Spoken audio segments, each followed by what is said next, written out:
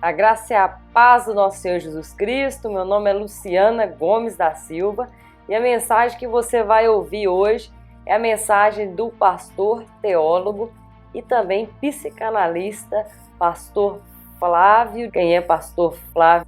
É o pastor que estava ali presente na hora do meu batismo. Ele fez o meu discipulado quando eu era adolescente, então temos aí um vínculo de pastor, ovelha, um grande amigo, somos amigos, amo de paixão a esposa dele, a Daiane, a Isabelle, sua filha, vou colocar a foto deles aqui.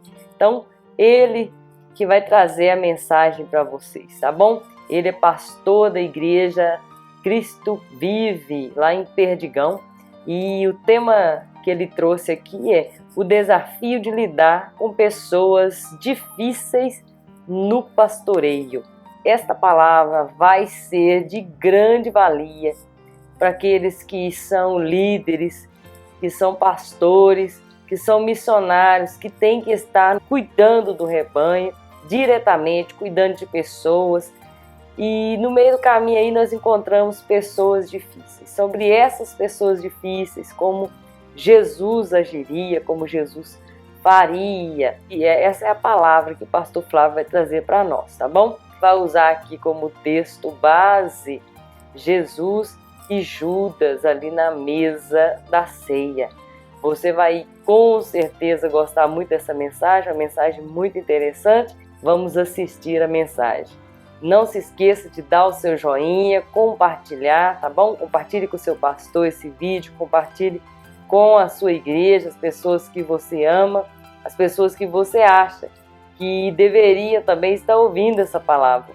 Não se esqueça de dar o seu joinha, ajuda demais. Deixa aqui também o seu comentário.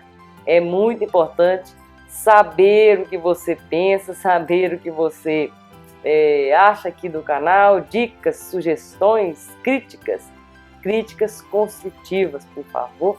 Que o Senhor te abençoe rica e abundantemente. Até o nosso próximo vídeo.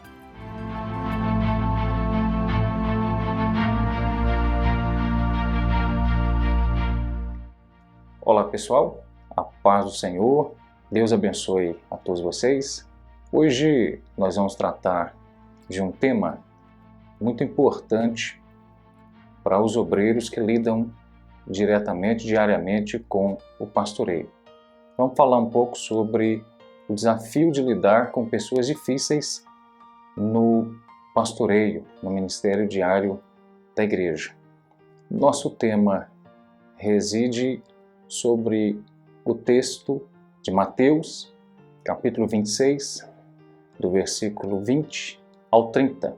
Nós vamos tomar por base alguns pontos dentro desse texto. Imagine você estar à mesa com Jesus e, de repente, Jesus diz que alguém haveria de traí-lo. Essas surpresas aconteciam de vez em quando com Jesus e os discípulos, como aconteceu da outra vez que ele disse que estaria indo embora e que era melhor que ele fosse, porque assim outro consolador poderia vir.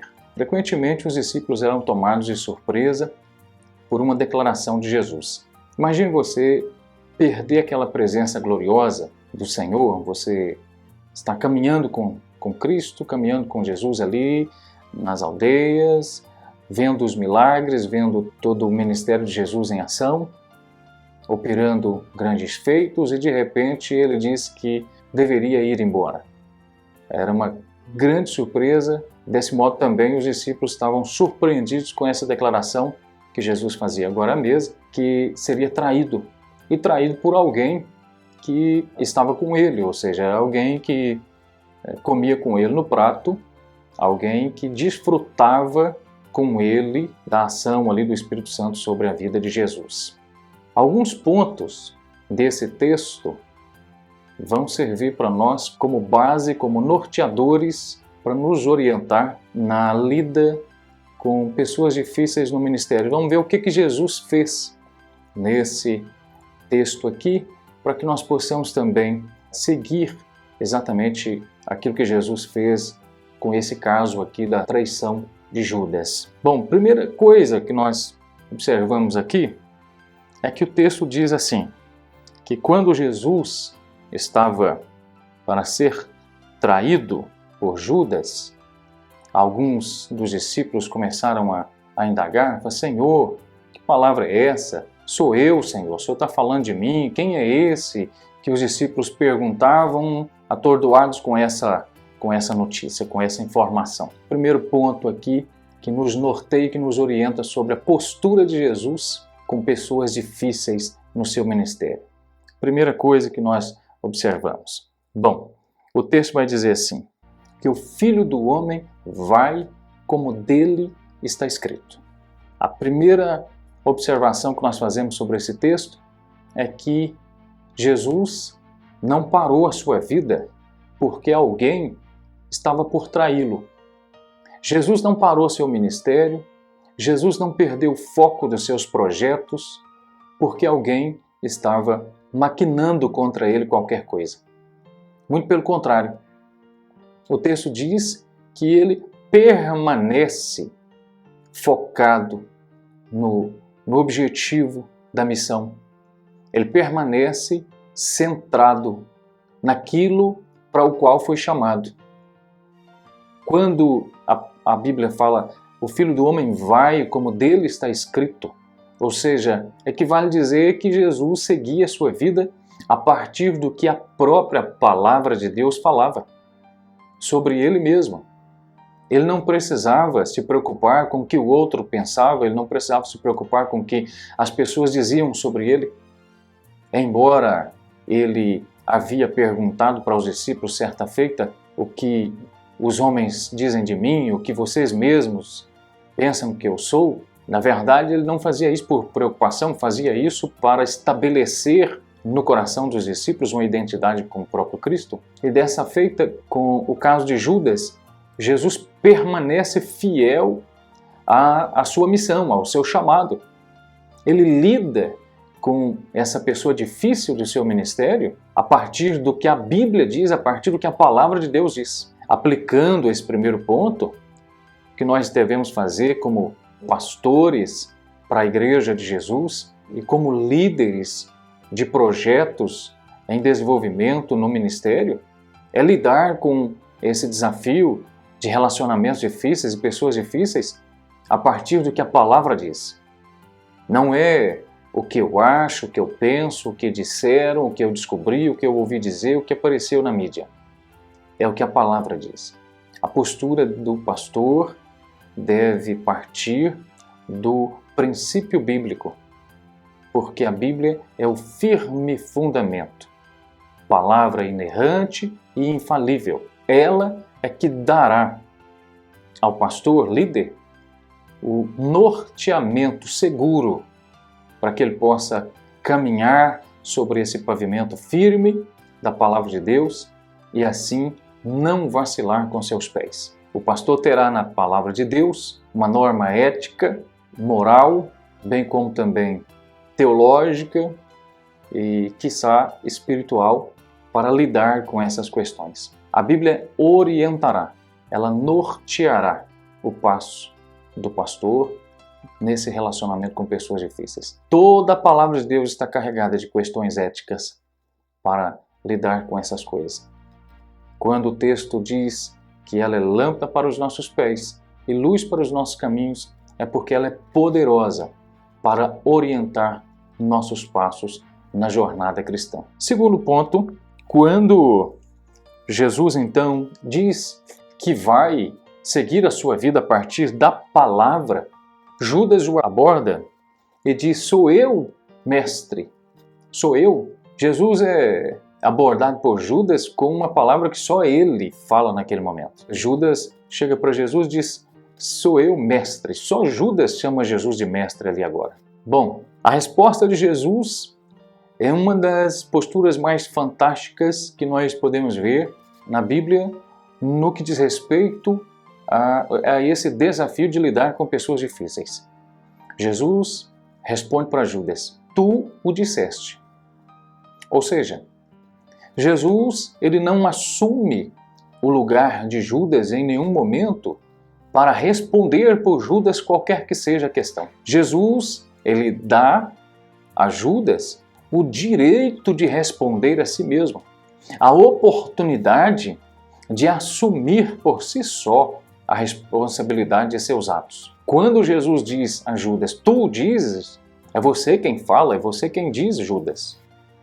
Jesus não se precipita, ele não ultrapassa a ordem coerente das coisas, ele não ultrapassa a ordem sensata no tratamento de questões difíceis no ministério.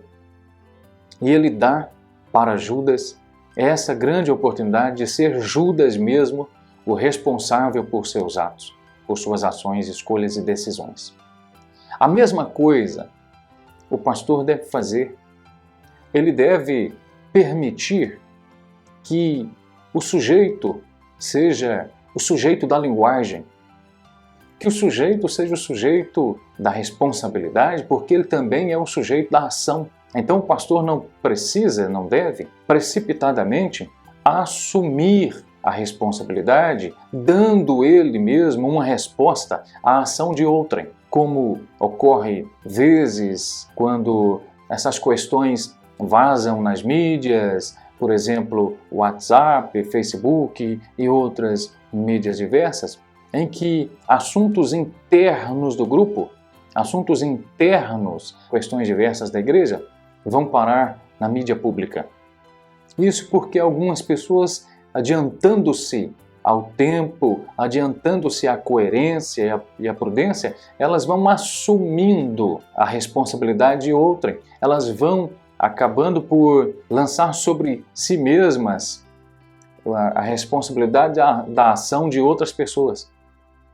O pastor, ele deve dar a outra pessoa o direito de responder por si. E às vezes esse direito requer um tempo. Às vezes essa resposta implica em esperar o momento certo, em esperar o tempo que a pessoa vai precisar, o tempo que o próprio Deus quer usar para desvelar, para revelar todas as questões ali implicadas. Então, nesse segundo ponto, não se precipite. Não dê um passo além da coerência, além da sensatez, da prudência e do bom senso. Por quê? Porque em terceiro lugar agora, Jesus, ele vai fazer algo que é tão mais lindo, tão mais extraordinário do que isso. Se no primeiro momento ele caminha sobre o pavimento firme da palavra, num segundo momento ele permite que Judas assuma a sua própria responsabilidade sobre suas ações, num terceiro momento, Jesus apresenta a mesa da ceia. O texto vai dizer que ele toma um pão e, tendo dado graças, parte e o dá a todos os discípulos. Num segundo momento ali, na mesa da ceia, ele também dá graças pelo cálice, dá o cálice aos discípulos e ele vai usar uma palavra para nós sobremodo extraordinário aqui. Porque Jesus disse assim, bebei dele todos. Esse cálice, a nova aliança no meu sangue, sangue derramado a favor de muitos para a remissão de pecados. Bebei dele todos. Muito bem. Quando Jesus estabelece a ceia e ele não exclui Judas, muito pelo contrário, com essa expressão ele está trazendo Judas ao seu abraço, ele está trazendo Judas ao seu colo, ele está trazendo Judas à sua misericórdia, quando ele pronuncia, bebei dele todos. O que ele está permitindo ali, o que ele está proporcionando a Judas, é uma possibilidade de perdão, de confissão, de arrependimento e perdão. O pastor, ele não precisa, e ele não deve, excluir alguém da mesa da ceia, porque mesmo Jesus tendo conhecimento do que Judas fazia, Jesus tendo conhecimento do que Judas arquitetava contra ele, ele não tira de Judas a oportunidade de participar da mesa da comunhão de modo digno. Ele dá a Judas uma palavra como a todos os outros. Ele dá a Judas uma palavra que permanece na altura da dignidade do Evangelho de Cristo. Ele disse: olha, esse cálice é o sangue da nova aliança, derramado a favor de muitos para a remissão de pecados. Esta palavra era um alerta do Espírito Santo no coração de Judas. Quando Paulo vai falar para a igreja dos Coríntios, ele usa de novo uma expressão equivalente na primeira carta de Paulo, no capítulo 11, verso 30, quando ele vai dizer: examine o homem a si mesmo, coma deste pão e beba desse cálice. Sendo a igreja de Corinto uma igreja extremamente movimentada, uma igreja adornada com dons espirituais, uma igreja que, quando a gente abre a carta para ler, parece ser a melhor igreja do Novo Testamento, a gente tem essa impressão logo de início que era uma grande igreja, uma igreja com um movimento muito grande do Espírito Santo no seu seio, mas uma igreja com muitos dilemas, com muitos conflitos, com muitos problemas, questões éticas, morais, espirituais diversas, com atritos relacionais. Porém, em nenhum momento a palavra de Deus vai tirar dessa igreja a qualidade de ser a igreja de Deus. Na primeira carta, logo no primeiro capítulo, no verso 2, o apóstolo Paulo vai chamá-la de a igreja de Deus. A igreja é de Deus, não obstante todos os problemas, os conflitos que nela existem. A igreja é de Deus. Desse modo, quando o pastor compreende essas coisas, ele não precisa perder o sono, a paz, ele não precisa perder o apetite, porque alguém está arquitetando qualquer coisa, alguém está tramando qualquer coisa, ou alguém está participando da mesa da comunhão indignamente. Esse julgamento é pessoal. Esse julgamento consiste num fórum íntimo em que a pessoa, o indivíduo, julgará suas próprias ações. Nós não temos tal prerrogativa para dizer quem deve sentar-se à mesa da ceia, quem deve dela participar ou quem deve dela sair. Jesus, ele não faz isso. Ele estabelece a nova aliança, ele abre um novo tempo, uma nova era para a vida da igreja e ele não tira Judas da mesa da comunhão. Ele dá a Judas o direito de escolher. Até ali Judas podia arrepender-se do mal que fazia. Outra questão.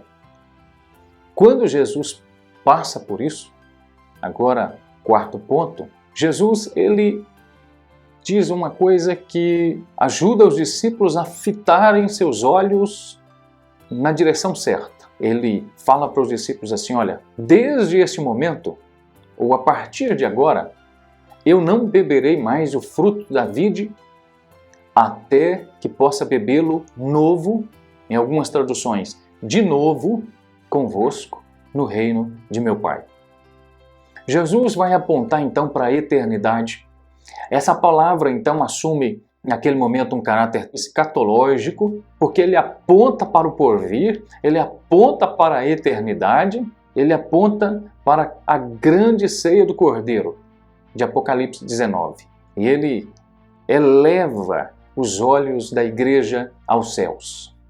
Como o salmista do Salmo 121, quando dizia como que respirando e enchendo seu peito de esperança, o salmista falava: eleva os meus olhos ao monte, de onde me virá o socorro?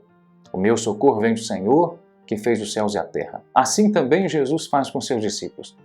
Ele tira os olhos dos discípulos daquele conflito e ele eleva o coração dos discípulos aos céus, ele fita seus olhos na glória eterna, a fim de que tenham esperança. Num momento de conflito, num momento de lidar com relacionamentos difíceis na igreja, é hora do pastor pregar sobre a esperança que vem da glória de Deus, a esperança do céu, a esperança que só o Senhor Jesus, o dono da igreja, o amado noivo, o mestre querido, pode dar à igreja. É hora do pastor pregar alegremente e realizar cultos festivos e celebrações alegres. E não permitir que seu coração entristecido, às vezes até enraivecido, acabe por errar, por fraquejar na frente de pessoas que nada têm a ver com essas questões e que não podem pagar eticamente, moralmente, espiritualmente por isso tudo. Nesse momento, então, o pastor, ele não pode permitir e também não deve permitir que seu coração entristecido com qualquer que seja a calúnia, a acusação, o problema com alguém que esteja lhe prejudicando, o pastor não pode permitir que seu coração entristecido entristeça também a igreja. Não. Se ele não tem condição de pregar uma boa mensagem, uma mensagem revelada pelo céu, uma mensagem de esperança, então ele deve buscar alguém que possa fazê-lo dentro do corpo de obreiros da igreja ou através de um obreiro que possa ser convidado pelo ministério para estar ali. E essa palavra, então, deverá elevar o coração da igreja, fitar seus olhos na glória eterna, levar a igreja a esperar no Senhor e, mais que esperar, a esperançar que Cristo Jesus, nosso Senhor, nosso Deus, o pastor amado, o bom pastor das ovelhas, Cristo Jesus possa nos conduzir alegremente num culto congregacional, de celebração, de adoração, porque o púlpito não é lugar de pregar com raiva, o púlpito não é lugar de devaneios, o púlpito não é lugar de liberar palavras de ofensa ou desabafos. Jesus não conduz suas ovelhas assim.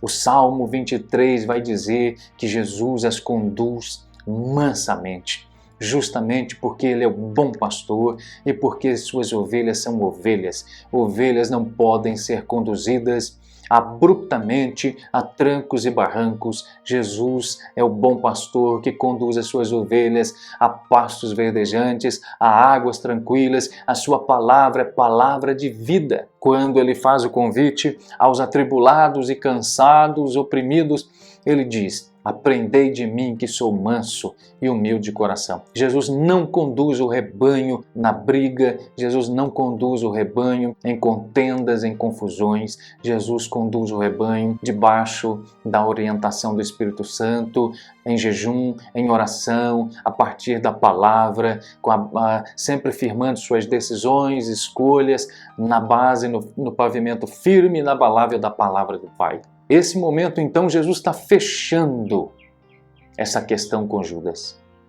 Ele está fechando essa questão, ele deixa de lado esse conflito, ele deixa de lado esse problema, porque ele já deu ao inimigo o direito de agir por si mesmo, de responsabilizar-se por suas ações. E Jesus, então, chama os seus discípulos a cantar um hino. Eles vão cantar um hino de louvor ao Senhor. Então, ele, cantando um hino, eles vão deixar a cidade, vão descer pelo Vale do Hermon para subir de novo o outro lado do monte para o jardim de Getsêmani, onde ele iria orar então. Bem, Jesus, ele contempla o belo. Jesus, ele termina um conflito com um cântico, com louvor. Ele tenta lembrar a Judas o significado de seu próprio nome, Judas, de Judá, da tribo do Antigo Testamento, a tradução é louvor. Ele termina um conflito com uma lembrança, ele termina um conflito com uma última chance para Judas se lembrar do seu próprio nome, se lembrar de quem ele era, se lembrar de quem ele deveria ser. Judas teve toda a oportunidade que Jesus lhe deu para lembrar de sua origem, de sua própria história, de como suas decisões estavam mudando a sua existência. É isso que nós precisamos fazer.